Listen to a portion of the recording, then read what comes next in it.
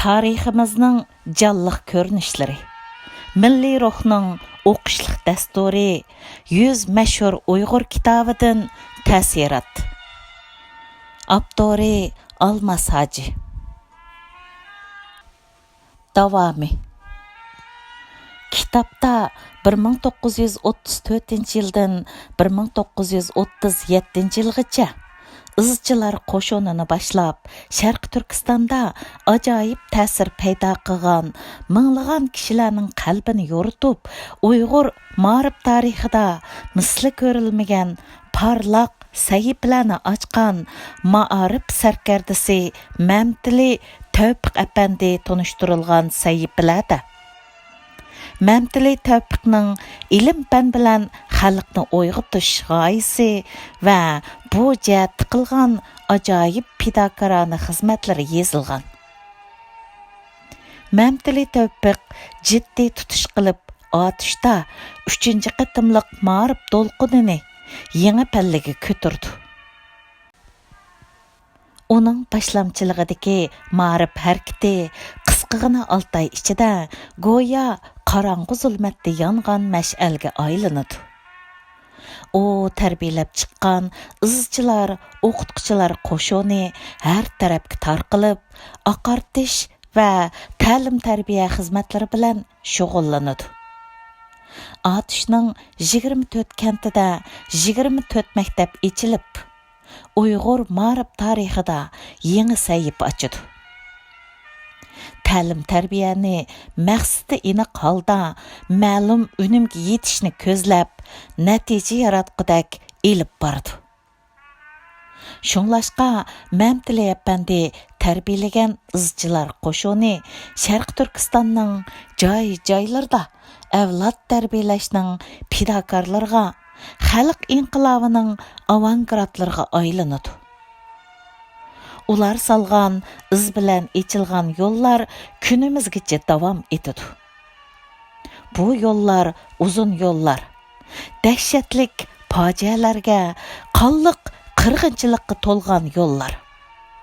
Botirlik bilan qarshilashgan, bosh egmay jon tikib elishgan azimatlar mang'an yo'llar edi.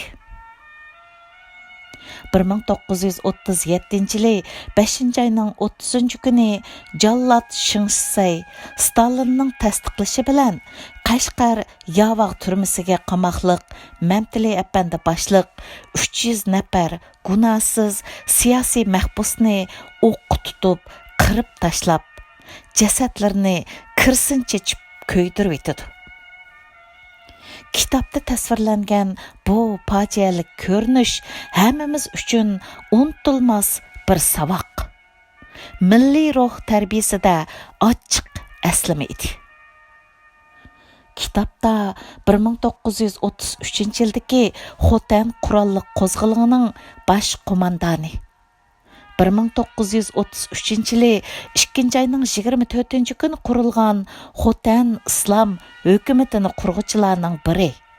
Ham qalam bilan, ham alam bilan hayotining oxirigacha Sharq Turkiston mustaqilligi uchun kurash qilgan Muhammad Emin Bug'ra va mashhur siyosatchi Aysa Yusuf Alptekinlarning hayoti va ular besib o'tgan agri to'qay yo'llardagi siyosiy to'qinishlar, qonliq janglar, ichinishlik oqibatlar, xatolar va ochiq saboqlar tarixiy reallikqa sodiqlik bilan tunishtirilgan.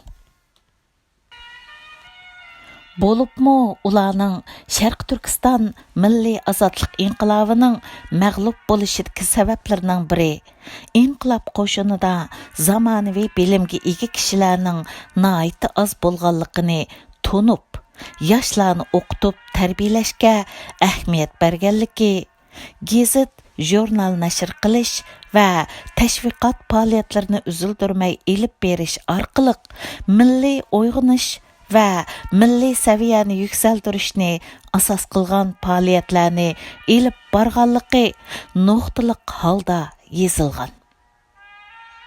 Muhammad Emin Bug'raning 1944-yili millatchi Xitoy hukumatining organ gazeti Dagonbaoda e'lon qilingan Xinjiang emas Sharq Turkiston va Sharq Turkistonliklar Türkdür degan maqolalarning ijobiy ta'siri. Muhammad Ibn Bug'ra yozgan Sharq Turkiston tarixi degan cho'ng hajmdagi kitobning tarixiy ahamiyatini tunishtirish bilan atog'liq tarixiy shaxs Muhammad Ibn Bug'raning kurash yo'nalishi va mafkurasi tunishtirilgan. Asrlar davom etgan mustamlika asartida xalqimiz jaholat ichida nodonlik, namratlik, xurofotlik iskanchasida qoldi. Lekin xalqimiz diniy e'tiqodlarni, milliy g'ururni yo'qotib qo'ymadi. Xitoy bosqinchilarining dafsandichiligiga har vaqt, har zamon qarshi turib keldi. Arqa-arqadan ko'tarilgan qo'zg'olonlar bir-biriga ulashib, oxiri butun Sharq Turkistonni qaplagan milliy inqilobga aylandi. 1944-yili 11-oyning 12 kuni Sharq Turkiston Cumhuriyeti qurilganligi jakarlandi. Uyg'urlar yaqinqi zamonda yana bir qatim o'zining mustaqil davlatini qurib chiqdi. Sharq Turkiston Cumhuriyetining 2-rais jumhuri Ahmadjon Qosimovning hayot faoliyati tunishtirilgan sahifalarda Sharq Turkiston milliy inqilobining ko'tarilishi, inqilob jarayonidagi agir to'qayliqlar, Xitoy bosqinchilarining hiylagarligi, sotqin xoinlarning munofiqligi, inqilob mag'lubiyatining sabablari tarixiy materiallar asosida o'tirg'a qo'yilgan. Bu qurlar orasidan chiqib turgan nima uchunlar bizni, avlodlarimizni o'ylanishga, izlanib javob tepishga yetaklaydi. Avtor tarixiy shaxslarni yozganda ko'p manbalik materiallarga murojaat qilgan. O'zaro selishtirib, to'g'risini tanlash uchun yillab vaqt sarf qilgan. Avtorning mundaq ko'p taraflama izlanishi, to'liqlashi orqali tarixiy shaxslar o'zlarining shon-sharaflari va nom-nomuslari bilan, ortiqchiliklari va xatoliklari bilan ham ulgulik, ham ibratlik odamiyligi bilan ko'z oldimizda namoyon bo'ladi va bizga ko'p tarafdan dars va saboq berdi. Tarixda biz kerakli bo'lgan ko'p narsalarimizni yo'qotib qo'ydik. Qancha qatim foydali fursatlarni qo'ldan berib qo'ydik. Xatoliklar qancha qatim takrorlandi. Saboq olmadik, ibrat olmadik. Chunki biz tarixni yaxshi o'rganmadik. Tarixiy saboqlarni qabul qilib, o'zimizni isloh qilib, o'zgartib turishning yo'liga kirolmadik. Millatning mavjud sharoitdagi real holatini nazarga ilib, milliy mavjudlik va milliy manfaatni hammadan ustun o'ringa qo'yish maqsadida bir nishon atrofiga zich uyushalmadik. Vujudimizda milliy ruh yoki amaliyotdagi millatparvarlikning mas'uliyati va fidokorlik tuyg'usi asli ma'nosi bilan to'liq yetilmadi. Bu kitobda tunishtirilgan millatini so'ygan, vatanini jondan aziz bilgan har bir Uyg'urning hayotidagi shon-sharaflar, mag'lubiyatning ochiq saboqlari va bu jarayondagi milliy munofiqlarning razilligi, Xitoy bosqinchilarining vahshiligi, ijobiy va salbiy jihatdan hammamizga yaxshi darslik bo'la oladi. Har qanday kishi faqat milliy ruh bilan millatga bog'langandala, ondan millatning haqiqiy bir a'zosi hisoblanadi. Şərqi Türkistan Cumhuriyeti 1949-yılı 9 ayda Kommunist Xitayning mustamlikasiga aylangandan keyin ahvolimiz texim yomonlashdi. Chunki Kommunist Xitoy hokimiyati dunyo tarixida o'tgan har qanday tajovuzchi, har qanday mustamlikachiga o'xshamaydigan qora niyat ichidan quvliq shumliq chiqib turadigan intayin vahshiy, qonxo'r hokimiyat edi. Ular Uyg'ur millatini tarix sahnasidan uzil-kesil yo'qotib, Sharq Turkistonni mangulik yutib olishni planladi. Tügemäs siyasi to'lqinlardagi tozlashlar, bastirish, qo'lga ilishlar, umrlik siyosiy rejim ro'yi sundirishlar, mustamlika ma'rif va har xil ta'lim-tarbiya nomi bilan planliq qadam bosqichlik holda elib berilayotgan menga yuyish, xitoylashtirish harakatlarining oxiri uzilmay күнден күнге күчейватқан болсымы, bu davrda yashab o'tgan mashhur Uyg'urlarning hayoti faoliyatini o'qib chiqsangiz, xalqimizning Xitoy bosqinchilarining mustabid tuzimiga izchil qarshi turib kelganligi to'g'risidagi ajoyib ta'sirli hikoyalari sizni cho'nqur ta'sirotlarga ega qiladi. Kitapның Şərq Türkistan Cumhuriyetining generali Muhammad Emin Eminovning hayoti faoliyati tonishtirilgan qismida Şərq Türkistanni tajovuzchi Xitoyning changilidan qutqizib, uzil-kesil mustaqil davlat qilib qurib chiqishga atlangan Şərq Türkistan İnqilobiy partiyasining kurashlariga e'tibor berilgan va bu haqda ishonchli ma'lumotlar berilgan. Muhammad Emin Eminov siyosiy programmasi aniq va mustahkam tashkiliy qurilmaga ega bo'lgan. 1960-yillarda a'zo soni 2 millionga yaqinlashib, 78 asosiy qatlamga kengaygan jangovar partiyaga yetakchilik qilib, Xitoy bosqinchilariga qarshi qurolliq qo'zg'olonga tayyorlik qiladi. 1969-yili 6 ayning 28 kunini umumyuzlik qo'zg'olon ko'tarish kuni qilib bekitdi. Lekin qo'zg'olon ko'tarishga 3 kun qolganda ular ishongan Sovet ittifoqidagi sotqinlarning munofiqligi bilan Sharq Turkiston Inqilobiy partiyasining barliq planlarini qo'lga tushirgan Xitoy bosqinchilari ciddi holda zamonaviy qurollangan necha 100 ming askar yo'tkab, birla vaqtda Sharq Turkistondagi 15 shaharda harbiy holat yurgizib, umumyuzlik qo'rshovga elish orqali zo'r ko'lamda bostirish, tutqun qilish harakatlarini elib bordi. Bu qitimqi bostirish, tutqun qilishda Sharq Turkiston Inqilobiy partiyasining 78 nafar rahbarini o'lim jazosiga hukm qilib ijro qildi. Sharq Turkiston Inqilobiy partiyasining a'zosi va begunoh puhra bo'lib 62 ming odamni tutqun qilib jazolaydi. Muhammad Emin Eminov maxfiy holda doktorxonada zaharlik ukol bilan o'ldirildi.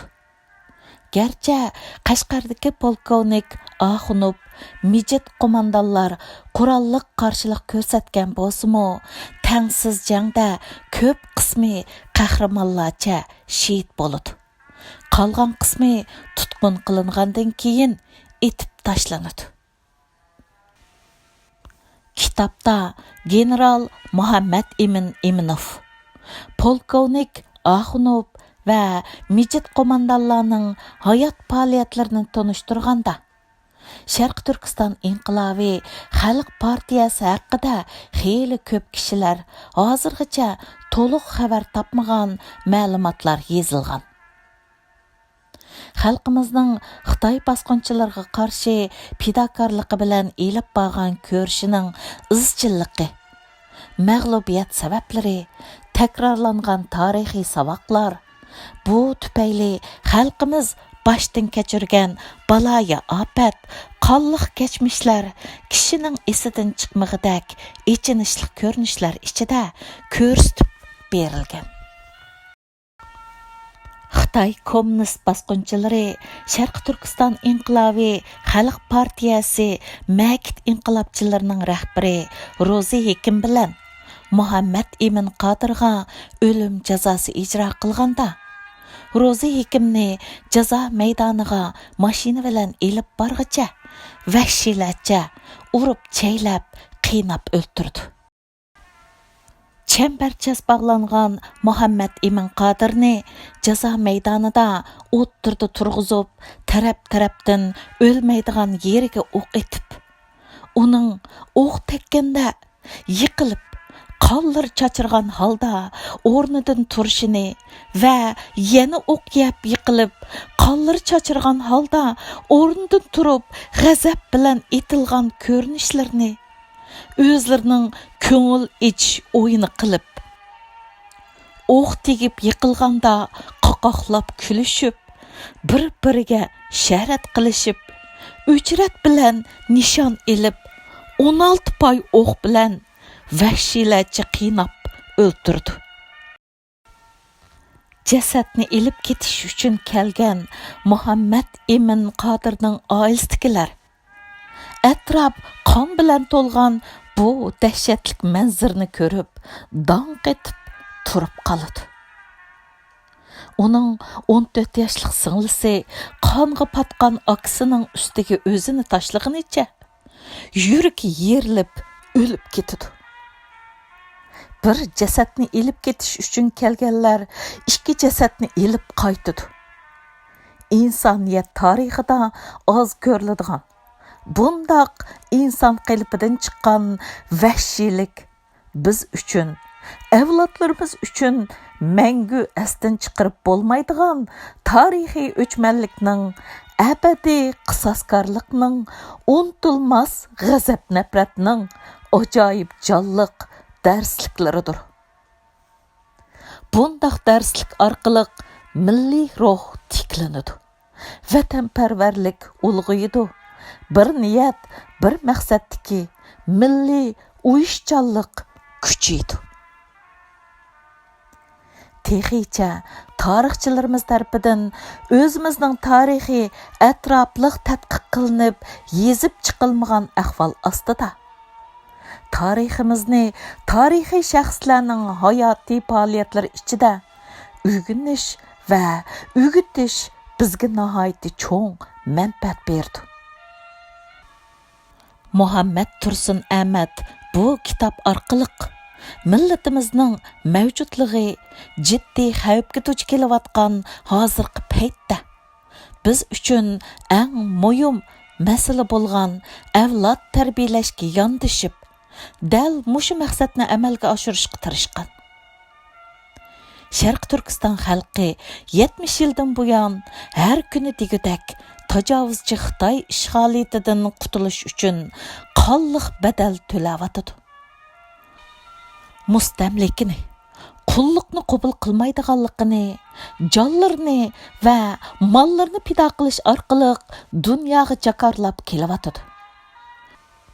Kitobda yezilishicha 1949-yildan 2009-yilgacha bo'lgan 60 yil jarayonida tajovuzchi Xitoy hokimiyatiga qarshi Uyg'urlarning 420 qatimdan ortiq qarshilik harakati ko'tarilgan. Kitobda tunishtirilgan milliy qahramon Zaydin Yusuf rahbarligidagi Barin qurolliq inqilobi Sharq Turkistonning mustaqilligi uchun mustamlikachi Xitoy hokimiyatiga qarshi elib berilgan qurolliq inqiloblarning birisi bo'lib, g'oya, maqsad, nishoni aniq bo'lgan, ta'siri eng cho'ng bir qitimliq qurolliq inqilobdir. Zaydin Yusuf Sharq Turkiston Islom partiyasini qurib, tashkillik planli holda ish elib bordi. Aldı bilan Xitoy bosqinchilarining tug'ut cheklash va Xitoylarni turkumlab ko'chirib kelish siyosatiga qarshi turish shuari bilan o'ttirg'i chiqib, xalqni qo'zg'aydi. partiya a'zolari bir yezidila 500dan 700gacha taraqqiy qiladi. Ular har xil yo'llar bilan qurollanib, qurolliq qo'zg'olonga tayyorlik qiladi. Qo'zg'olon vaqtimi belgilanadi. Biroq tarixdan beri takrorlanayotgan har qitimqi maxfiy harakat va inqiloblarimizning pash bo'lib qolganligiga o'xshash, bu qitimmo xayillarning sotqinligi bilan ularning harakati pash bo'lib qoladi. Xitoy bosqinchilari zamonaviy qurollar bilan qurollangan tik uchar, tanka, pronik, topçı qismlar maslashtirilgan 24454 askar bilan Barin yezisini qo'rshavga elib, qo'zg'olonchilarni va barinliq dehqonlarni dahshatli holda bostirdi. Ba'zi uylarga bostirib kirib, 7 yoshdan 70 yoshgacha qirib tashlaydi. İnqilobchilar garchi düşman askariy kuchi o'zlaridan necha 10 hassa ortiq bo'lsa-mu, tez pukmay düşmanga qarshi 5 kecha-kunduz jang qiladi. Bu tangsiz jangda Xitoy ma'lumoti bo'yicha 232 qo'zg'olonchi shahid bo'lgan. 289 qo'zg'olonchi Xitoy bosqinchilar tarafidan qo'lga ilinib o'ldirilgan va qamoq jazosi berilgan. Buningdan boshqa Qashqar viloyatidagi 10 noya shahardan 2000 dan ortiq Uyg'ur qamoqqa ilinib jazolangan.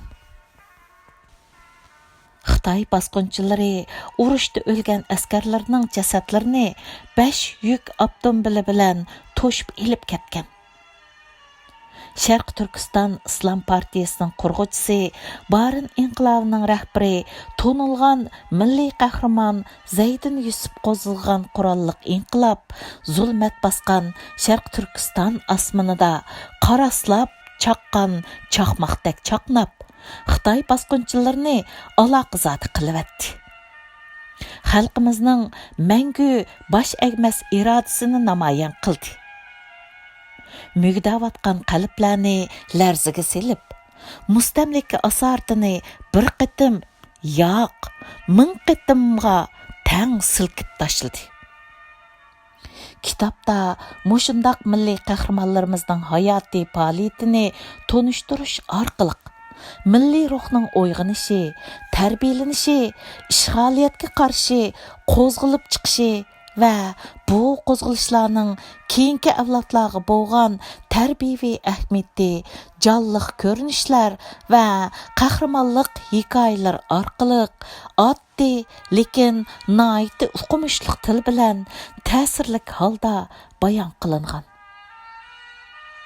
Şuna bu kitap çoğlarımı, yaşlarımı, ösmirlerimi mas keladigan her bir Uyg'ur ailesida tariximizni o'rganish va milliy ruhni yetiltirishning dasturi bo'la oladigan e'tiborli kitap bo'lishga arziydi. Kommunist Xitoy ishg'oliyatchilari vatanimiz Sharq Turkistonni besib olgandan tortibla milliy ruhni sundirish, assimilyatsiya qilish planini qadam bosqichli holda cho'nqurlashtirdi. Lekin millatimizning sarxillari vaziyatning qanchalik xatarlik, siyosiy rejim va nazoratning qanchalik kuchli bo'lishiga qaramay, milliy ruhni uyg'otish, tarbiyalash, qo'zg'atish va millatni uyushtirib, kommunist Xitoy ishg'oliyatchilariga qarshi kurash qilishga yetaklash yo'lida unutilmas xizmatlarni qildi. Kitobda tunishtirilgan qahramon mujohidlarning ustozi Abdul Hakim Mahsum Hojim, Uyg'ur adabiyotining peshvosi Zunun Qodiri, Ahmad Ziyoyi, Ibrohim Turdi, Ziyo Samidi, Abdurahim O'tkir, Zo'rdin Sabir, Turg'un Almas, Abdushukur Muhammad Emin qatorliqlarning hayotiy faoliyatlari, ular besib o'tgan davrda qoldirgan izlar, ular ijod qilgan asarlar tariximizning unutilmas putuklari bo'lib qoldi. Bular biz üçün, avlodlarimiz üçün biz kim edik, kim bo'lyapmiz va kim bo'lishimiz kerakligini bildiradigan nihoyat yaxshi tarixiy darslik. Bu o'chmas izlar 100 mashhur Uyg'ur degan kitobdan o'rin olgan va kelgusiga nishon bergan. Bu kitobni o'qib chiqqan odamda tabiiy holda bir savol paydo bo'ladi. Bu kitob tariximizda o'tgan olamshumul shon-sharaf qozongan imperator Xoqonlarni, o'lima olimlarni tanishtirish bilan boshlanib, fidokor inqilobchi bilan oxirlashadi. Olamshumul shon-sharaf qozongan imperator Xoqonlarimiz va o'z davrdila emas, hozirmi shon-shuhrati va qimmatini yo'qotmagan bilimdorlarimizdan biz nemishki shuncha uzoqlashib qoldik va nima uchun bu shon-sharaflik tarix uzilib qoldi? Bu haqiqatan hammamizni cho'nqur o'yga soladigan va javob tepishga undaydigan vazni ig'ir bir masala. Bu masala ustida fikr qilish o'qirmanlarga qoldirildi. Maqolamizda atrofliq to'xtalmadik.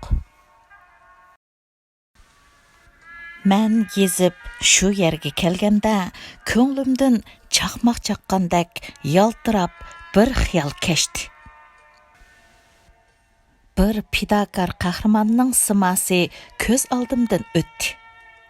Aramızdan ko'ranglab ketgan Xitoyning qo'lidan dunyo olimpik mash'ilini tortib olib, rasvo qilish uchun arslandek hujum qilgan bir tog' yurak botir chiqdi. U yana Xitoy elchixonasiga benzin bombasi etib ko'ydirib tashlab, dunyoni zilzilaga soldi. Men bu qo'rqmas Uyg'urni yezish kerak deb o'yladim. Bilaman, bizda hayotlar qahramon bo'lolmaydi. Qanchalik mardonalik ko'rsatmasin, uni maqtab qo'ysangizlar, uning yig'irini ochadiganlar ko'p bo'ladi. Ko'ralmaslik, hasadxo'rlik, fasodchilik, badrang tikanlik gul bo'lib yig'ib ketadi.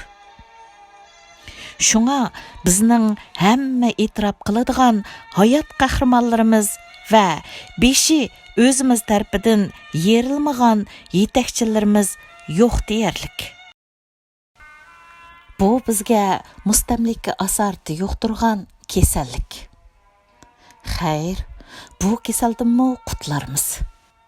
Yozadiganlarim haqiqat bo'lg'achqa fikrimni o'zgartmadim. 100 mashhur Uyg'ur kitobining avtori, mustaqillik ko'rishining botir jangchisi Muhammad Tursun Ahmad Uyg'urni qisqacha tanishtirish bilan bu maqolani oxirlashtirmoqchi bo'ldim. Lekin mashhur Uyg'urlar oxirlashmaydi. 100 mashhur Uyg'urni yozgan avtorning yurakka so'qishdan to'xtamag'icha qalami tinmaydi. Mustaqillik da'vosidagi qo'rqmas jangchi Muhammad Tursun Ahmad. Muhammad Tursun Ahmad 1968-yili 4-oyning 14-kuni Kucha Konisharda tug'ilgan. 1975-yildan 1983-yilgacha boshlang'ich va to'liqsiz o'rta maktablarda o'qigan.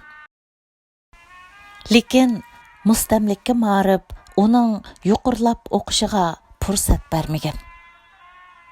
Mustabid tuzumda yaklangan yosh Muhammad Tursunning so'z harakatlarida Xitoy bosqinchilariga qarshi norozilik bilinib turg'achqa, Xitoy soqchilar tarafidan gumonli shaxs deb qarilib, ilgir-keyin bir qancha qitim tutqun qilingan.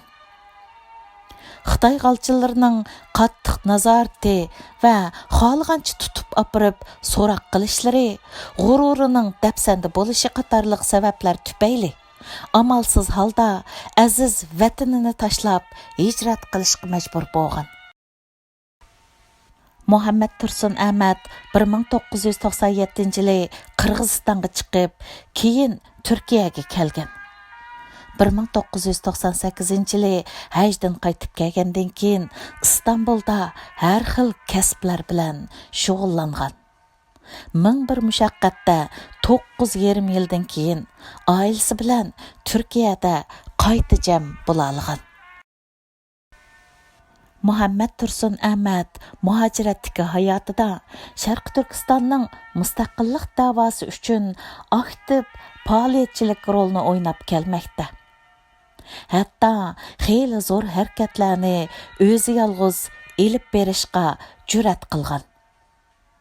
2008-yili 8-oyda Xitoyning poytaxti Beyjingda o'tkaziladigan Olimpik tanarkat yig'inining mash'ili 4-oyning 3-kuni payshanba İstanbuldagi Galata ko'rigidan o'tayotganda mash'alni tortib olish uchun hujum qilgan.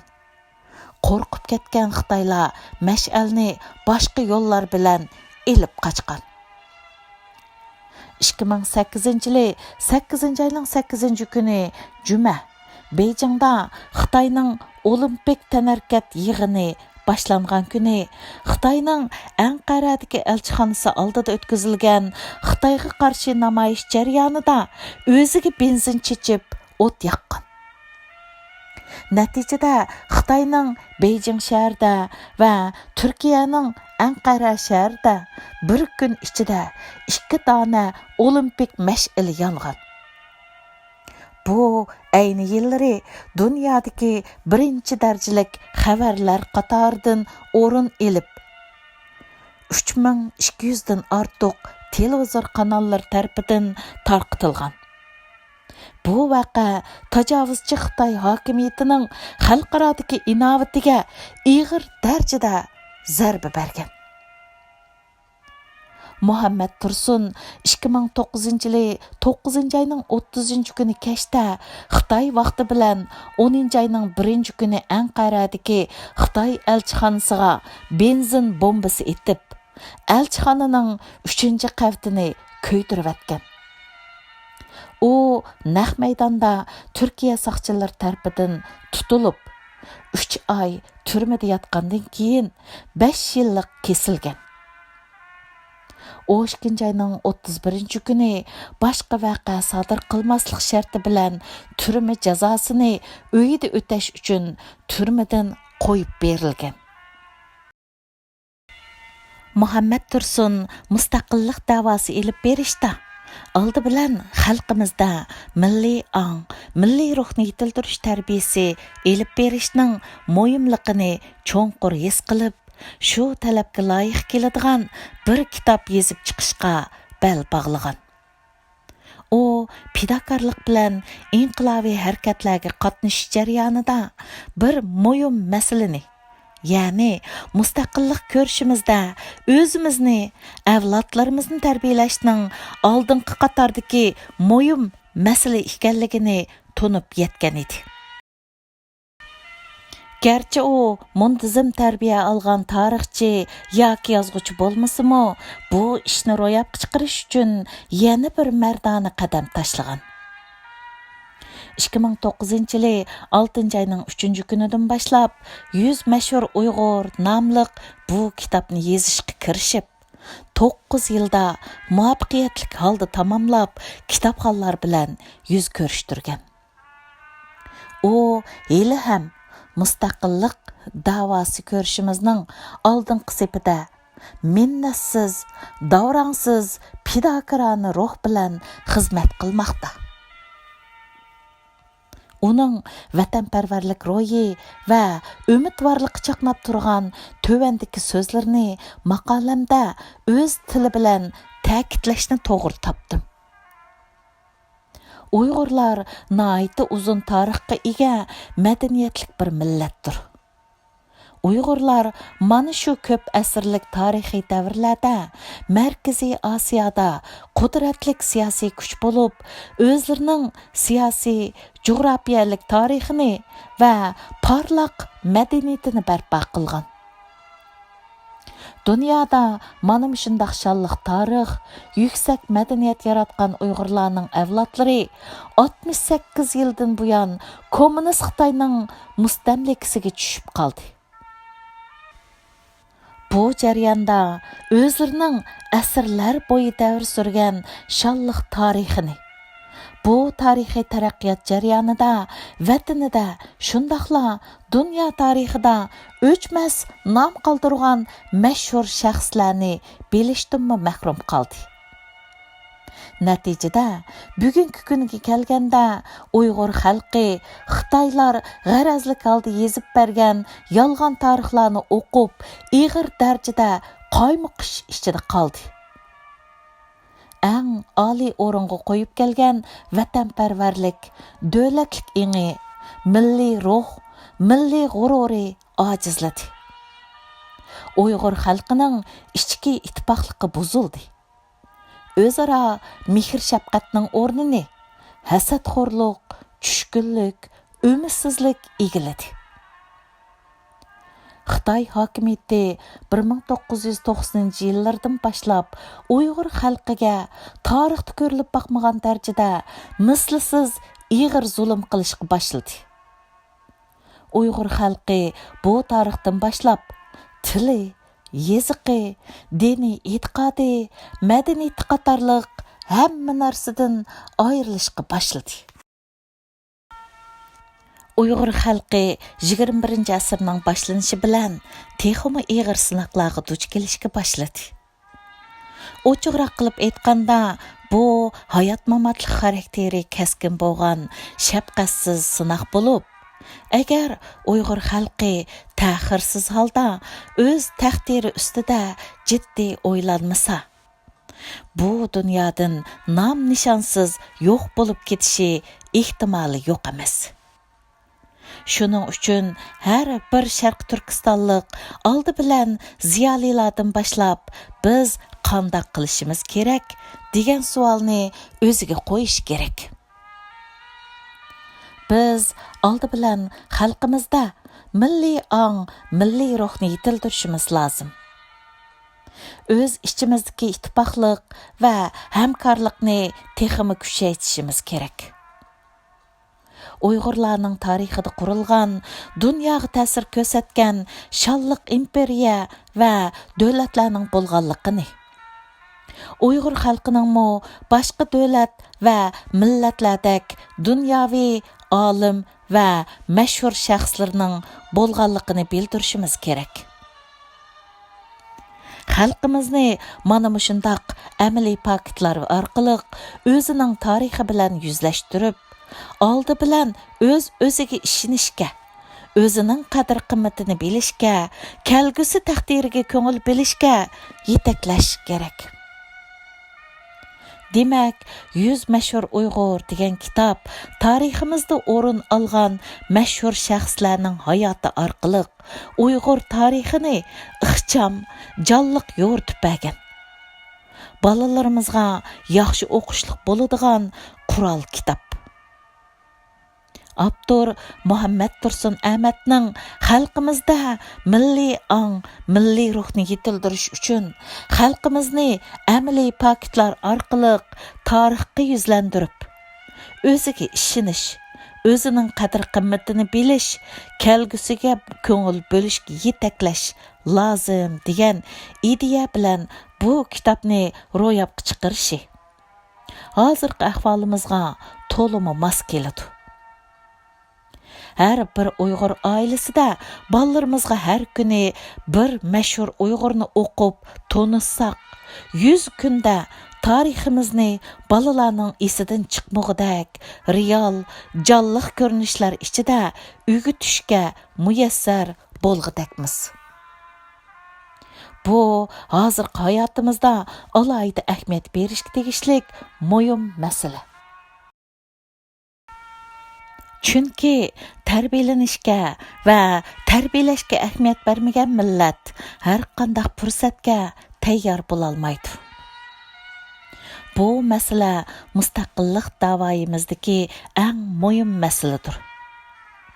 Bu məsələgə ən yaxın yandaşqanlıqı bu kitapның tüpki alaydılıqı. Şуңа bu kitap öz tarixini öğrenişki qiziqadigan har bir Uyg'urning ma'naviyatini jonlantiradigan, kelgusiga bo'lgan umidini oshiradigan qadinas do'sti bo'lib qolgusi. Tugidi. 2019 yil 11 iyul İstanbul.